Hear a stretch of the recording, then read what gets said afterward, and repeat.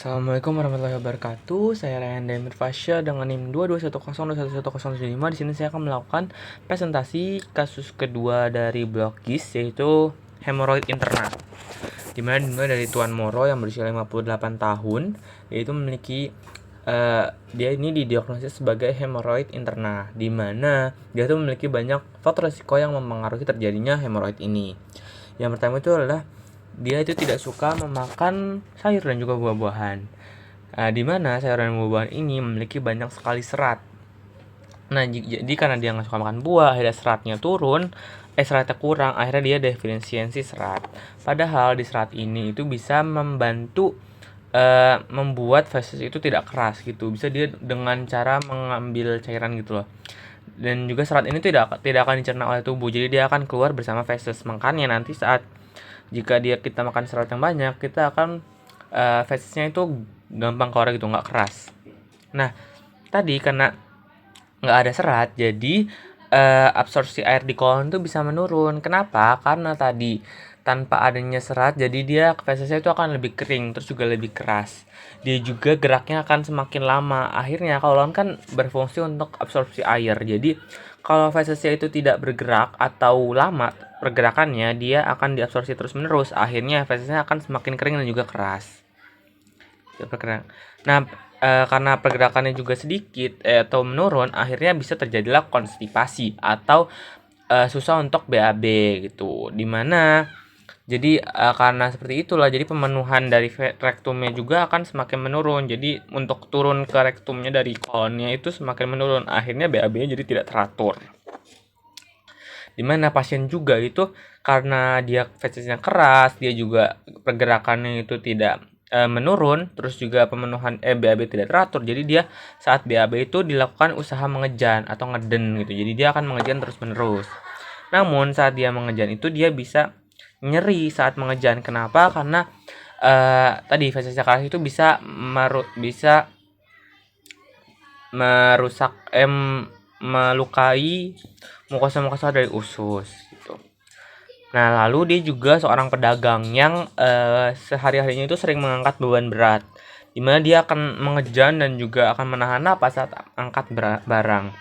Dimana saat kita mengejan atau menahan napas, sama seperti tadi usaha mengejan saat BAB, itu tekanan dari dada akan mendorong abdomen, jadi intraabdominalnya akan meningkat gitu. Lalu ditambah dengan dia termasuk lanjut usia ya, 58, dimana akan terjadi degenerasi dari jaringan tubuh. Salah satunya itu di jaringan ikat pada vena, rektum, dan juga anus. Dimana itu akan semakin melemah. Jadi vena di dalam rektum dan juga anus ini akan lebih mudah untuk dilatasi. Nah, lalu karena banyaknya faktor risiko tadi usaha mengejan ini, akhirnya tekanan intraabdominalnya akan meningkat. Nah, kan tadi di abdomen, jadi dia juga bisa menekan di bawahnya, itu di intraanal. Jadi kalau tekanan intraabdominal meningkat, akhirnya tekanan intraanal juga akan ikut meningkat. Di mana di dalam di situ juga ada yang namanya plexus hemorrhoidalis yang di rektum. Jadi ada plexus hemorrhoidalis, karena tadi tekanannya itu meningkat, akhirnya terjadilah gangguan aliran vena. Padahal vena itu kan harusnya balik ke jantung ya. Jadi dari bawah di rektum itu dia harus naik ke jantung. Namun karena ada tekanan dari intraabdominal meningkat, jadi dia tekanan itu lebih tinggi daripada yang di bawah. Akhirnya dia aliran darah baiknya tuh susah gitu. Jadi dia akan terganggu. Jadi akan terjadilah pemenuhan dari venanya tersebut. Jadi plexus di situ tuh nggak naik gitu loh. Jadi dia darahnya di situ aja gitu. Ditambah dengan tadi karena dia sudah degenerasi, jadi vena yang lebih mudah untuk dilatasi, terjadilah dilatasi vena plexus hemorrhoidalis superior, yang akhirnya bisa menyebabkan anal cushion atau tadi di tempat ada plexus hemorrhoidalis itu akan lebih membengkak akan membentuk namanya itu anal nodul atau yang disebut juga hemoroid. Jadi dia akan membengkak keluar gitu, dimana saat dilakukan pemeriksaan rectal touche itu teraba massa konsistensi kenyal sebesar biji kedelai arah jam 5 hingga jam 6. Lalu bisa terjadi karena dia membengkak ya, ditambah dengan tadi fesesnya itu keras dan juga kering, itu bisa terjadilah trauma di anal cushion tadi. Karena ada pembengkakan itu jadi lebih gampang untuk trauma. Akhirnya jika banyak gesekan dari feses juga, akhirnya terjadilah ruptur. Di plexus hemorrhoidalis tadi akan terjadi ruptur yang dimana akan keluarlah darah. Jadi saat setelah dari BAB itu darah bisa menetes, di mana jika terjadi perdarahan yang terus-menerus, HB dan juga HT akan semakin menurun dan bisa mengalami anemia juga. Nah, lalu karena ruptur tadi bisa juga terjadilah reaksi inflamasi. Reaksi inflamasi di dekat plexus hemorrhoidalis tadi, di mana nanti akan terjadilah metabolisme asam arakidonaat yang akan mensekresikan prostaglandin. Jadi prostaglandin akan membuat vasodilatasi di sekitar anus juga. Akhirnya terjadilah rasa panas di sekitar anus di akhir BAB. Sedangkan tadi kenapa ya dia nyerinya itu sebenarnya karena adanya anal nodul tadi ditambah dengan trauma di anal occlusion, akhirnya oleh feses akhirnya dia nyeri saat BAB gitu. Nah, lalu untuk tata laksananya itu yang pertama itu karena dia konstipasi ya, jadi bisa diberikan laktulosa. Laktulosa ini merupakan laksatif. Ini nanti akan membuat suasana asam di kolon yang akhirnya akan membuat cairan di kolon untuk keluar. Jadi cairan yang tadi sudah diserap dari kolon akan dikeluarkan kembali dan akan membuat fesesnya ini akan lebih cair karena tadinya kering gitu ya, kering dan juga keras. Akhirnya karena ada laktulosa ini dia akan lebih cair dan juga lebih tidak kering gitu. Jadi dia lebih gampang untuk keluar. Nah, lalu juga dia akan diberikan flavonoid. Flavonoid itu adalah diosmin hesperidin, di mana ini kalau diosmin 900 mg dengan hesperidinnya 100 mg itu sudah disatukan ya. Jadi namanya diosmin hesperidin 1000 mg.